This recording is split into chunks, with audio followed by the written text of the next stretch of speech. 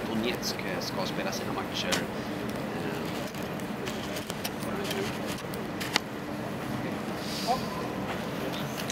Imorgon handlar det om match här i Lviv i västra Ukraina där Shakhtar Donetsk ska möta Malmö FF. Det handlar om en match i den fjärde omgången i gruppspelet där Shakhtar Donetsk lite överraskande har förlorat sina 3 första matcher i gruppspelet. Senast förlorade man mötet på bortaplan 0-1 mot Malmö FF som har ett försprång gentemot Shakhtar Donetsk.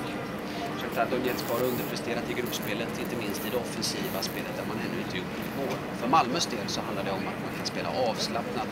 Det enda frågetecknet vi har kring Malmö är vem som ska starta på vänsterbackspositionen, den mer meriterade och rutinerade Jotun, eller om det blir Paconati som är övertygad på den positionen.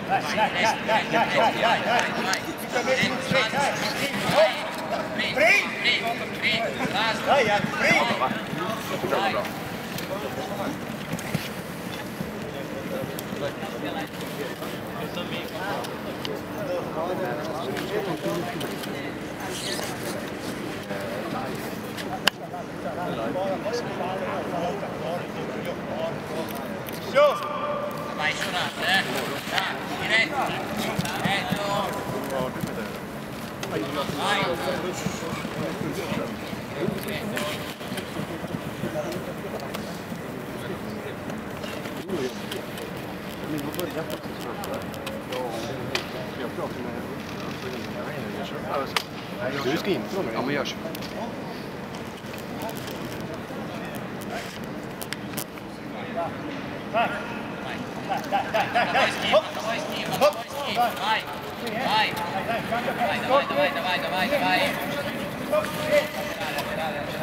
Det var en massa vägar på. Nej, men det jag får ställa om lite grejer nu.